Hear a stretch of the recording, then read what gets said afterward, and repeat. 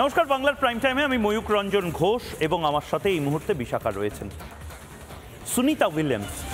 সুনিতা উইলিয়ামসকে নিয়ে গোটা পৃথিবী শুধু নয়, প্রত্যেকটি দেশের মানুষের এই মুহূর্তে গর্ব, এবং সেই ছবি আমরা আরেকবার যতবার দেখব এই ছবি ততবার যেন মনে হবে যে নতুন করে দেখছি। দেখুন, সেই সময় যখন ফ্লোরিডার সমুদ্র উপকূলে সুনিতা উইলিয়ামস যে ক্যাপসুলের মধ্যে ছিলেন, যে ড্র্যাগন ক্যাপসুল, সেখান থেকে প্যারাশুট করে একটু একটু করে ভয়ঙ্কর পজিশন থাকে এই মুহূর্তে, কারণ এই সময়টাতেই আগুন লেগে যেতে পারে, অত্যধিক বেশি টেম্পারেচার হয়ে যেতে পারে। দেখুন, সমুদ্রে গিয়ে পড়লো এবং তার কয়েক মিনিটের মধ্যে সুনিতা উইলিয়ামস তাকে বের করে আনা হলো। কিন্তু তারপরেই কাহানি মে টুইস্ট, অন্তত পশ্চিমবঙ্গের মানুষের জন্য, কারণ সুনিতা উইলিয়ামসের এই যে ঘটনাটা গোটা বিশ্ব দেখলো, তারপর আমরা নতুন করে একটা জিনিস আবিষ্কার করলাম যে মুখ্যমন্ত্রী মমতা বন্দ্যোপাধ্যায় তিনি মহাকাশ বিজ্ঞানও জানেন। বিশাখা, এটা আমার জন্য একটা নতুন জানা। তুমি কতটা কি জানতে পারছো এই সম্বন্ধে? তুমি যেভাবে বললে ময়ূক, সত্যি মানে আমরা কাছের মানুষকে কতটুকুই বা চিনতে পারি বলো। ঘরের মেয়ে সুনিতা উইলিয়ামস ভোর রাতে পৃথিবীর মাটি ছুঁয়েছেন, মহাকাশ বিজয় করে 9 মাস ধরে মহাকাশে দাপট দেখিয়ে ফিরেছেন সুনিতা এবং তার সহকর্মীরা। ভারতীয় বংশোদ্ভূত সুনিতাকে নিয়ে সারা ভারত উচ্ছ্বাসে ভাসছে। তবে সুনিতা উইলিয়ামস, তাকে তো সবাই চেনেন। কেউ কেউ তো এমনই থেকে যান যারা নানা দিকে নানা বিষয় পারদর্শী, কিন্তু তাদেরকে আমরা কজনই বা চিনতে পারি বলো তো ময়ূক? সত্যি কি আমরা তাদেরকে দেখেও এত কাছে বলেই বোধহয় আমরা তাদের বুঝতে পারি না যে তাদের মধ্যে কত গুণের সমাহার, একই অঙ্গে কত সে রূপ। আমরা খুব কাছের মানুষকে বলছি। 294টা কেন্দ্রে 2021 সালে মুখ্যমন্ত্রী বলেছিলেন তিনি একাই প্রার্থী। যে যেখানে থাকুক না কেন 294 কেন্দ্রে বাংলার মানুষ বাংলার মেয়েকেই চায়, এবং এহেন বাংলার মেয়ে মুখ্যমন্ত্রী তিনি বিভিন্ন ক্ষেত্রে এমন কিছু কথা বলেন, একদম চট জলদি এত সহজভাবে বলে দিতে পারেন, আমরা ভাবতেও পারি না। আমরা যদি একটু মনে করে দেখি, কোনো প্রশাসনিক বৈঠক চলছে, সেখানে কেউ হয়তো একটু স্ফীত চেহারার, তাকে হয়তো হঠাৎ এমন কিছু বলে দিলেন যে কি এক্সারসাইজ করেন কি করেন না, কি করা উচিত, কি খাওয়া উচিত, এমনকি কিছু ওষুধও বাতলে দেন তিনি। কি সুন্দরভাবে বলতে পারেন। আর এ তো গেল চিকিৎসা বিজ্ঞানের কথা। তার পাশাপাশি যদি ভাষার কথা বলি, সে ভাষার দখল, আমরা যদি বলি সে ভাষার দখল, তো তিনি যদি তার একমাত্র উপমা হতে পারেন, মাননীয়া নিজের একমাত্র উপমা। কোন ভাষা জানেন না তিনি নিজেই, তিনি বারবার বলেছেন, সে যে ভাষাই হোক না কেন। এবং আমরা যদি ভারতীয় ভাষার কথা বলি, বাকি সব ভাষা পাশে রেখে দিচ্ছি, আমরা সংস্কৃত ভাষা, তার যে উচ্চারণ, তার যে মন্ত্রোচ্চারণ, যে দক্ষতা, যে দখল মুখ্যমন্ত্রীর, আমরা একে একে সেগুলো মনে রাখি কি? মনে রাখা প্রয়োজন। আমার মনে হয় আজকের দিনটায় দাঁড়িয়ে তাকে নতুন করে আরও ভালো করে চেনা দরকার, যখন তিনি নিজেই বিধানসভার অধিবেশনের কক্ষ থেকে তিনি বলেছেন যে তিনি মহাকাশ বিজ্ঞানটাও জানেন। তিনি বলে দিচ্ছেন কেন সুনিতা উইলিয়ামসের দেরি হয়েছে আসতে, কিসের জন্য, সবটা মুখ্যমন্ত্রী জানেন। একটু করে জানাবো আমরা।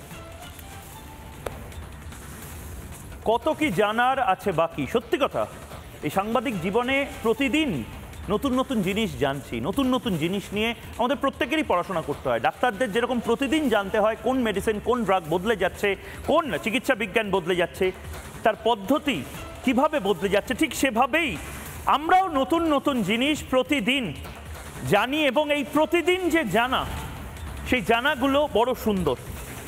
এই মুহূর্তে আমরা যেরকম জানলাম যে মুখ্যমন্ত্রী মমতা বন্দ্যোপাধ্যায়, যাকে আমরা জানতাম তিনি আইন জানেন, তিনি স্বাস্থ্যবিজ্ঞান সম্বন্ধে জানেন, চিকিৎসা বিজ্ঞান সম্বন্ধে জানেন, তিনি রাজনীতি তো জানেনই, মহাকাশ বিজ্ঞানও যে তিনি জানেন আমরা জানতাম না। এবং এটা আমরা জেনে আপ্লুত, বাংলার মানুষ আপ্লুত যে বাংলার মুখ্যমন্ত্রী এই মুহূর্তে চিকিৎসা বিজ্ঞান শুধু নয়, মহাকাশ বিজ্ঞানও জানেন। কি বলেছেন মুখ্যমন্ত্রী মমতা বন্দ্যোপাধ্যায় একবার যদি দেখি, তিনি বলেছেন সুনিতা অসহ্য যন্ত্রণা সহ্য করেছে।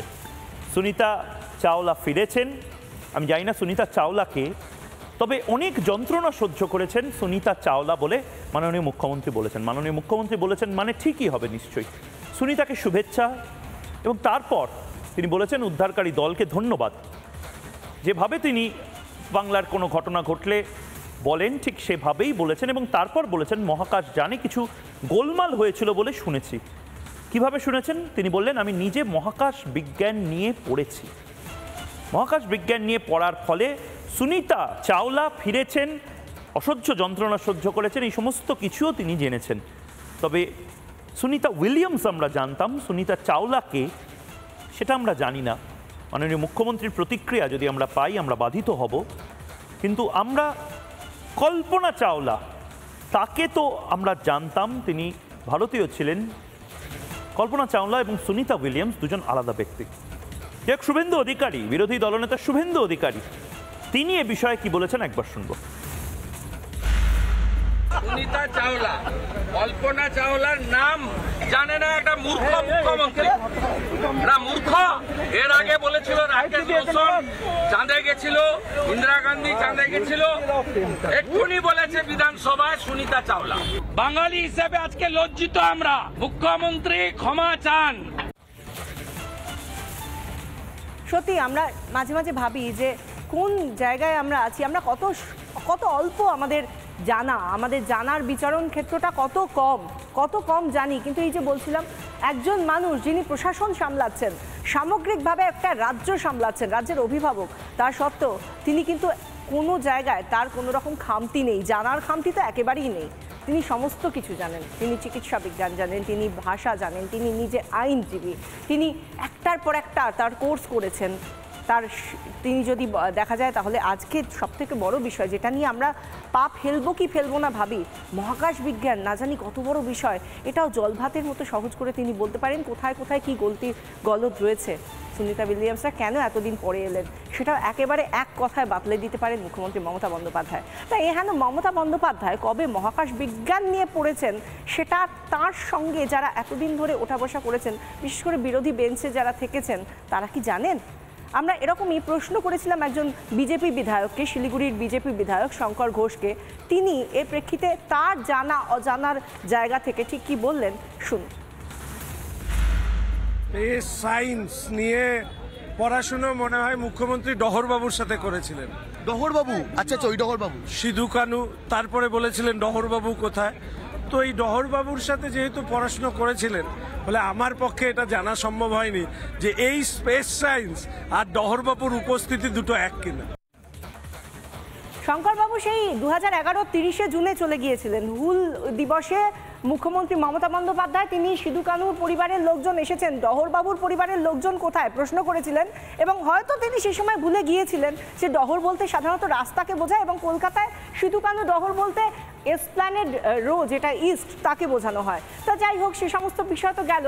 কিন্তু এই যে মহাকাশ বিজ্ঞানের কথা বলছিলাম, মুখ্যমন্ত্রী বলেছেন তিনি মহাকাশ বিজ্ঞান ভালো মতোই পড়েছেন, জানেন খুব ভালো করে। তো এই নিয়ে তার যে পরিসরটায় তিনি অনেক মানুষকে পেয়ে গিয়েছেন।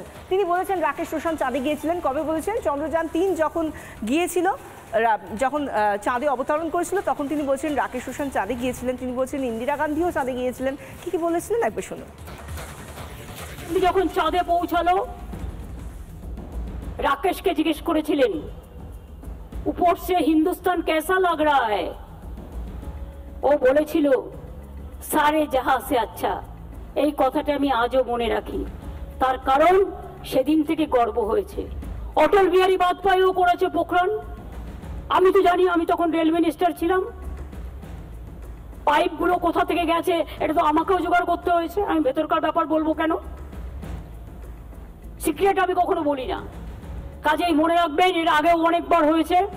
আমাদের বৈজ্ঞানিকরা চিরকালই কাজ করেন, তাই নাসা থেকে ভাষা আমাদের ছেলে মেয়েদের দাম খুব বেশি। নানা ধরনের কন্টেন্ট দেখার জন্য লাইক করুন, শেয়ার করুন আমাদের ফেসবুক পেজ, সাবস্ক্রাইব করুন আমাদের ইউটিউব চ্যানেল। পাশাপাশি অন্যান্য ব্রেকিং নিউজের জন্য অবশ্যই চোখ রাখুন রিপাবলিক বাংলায়।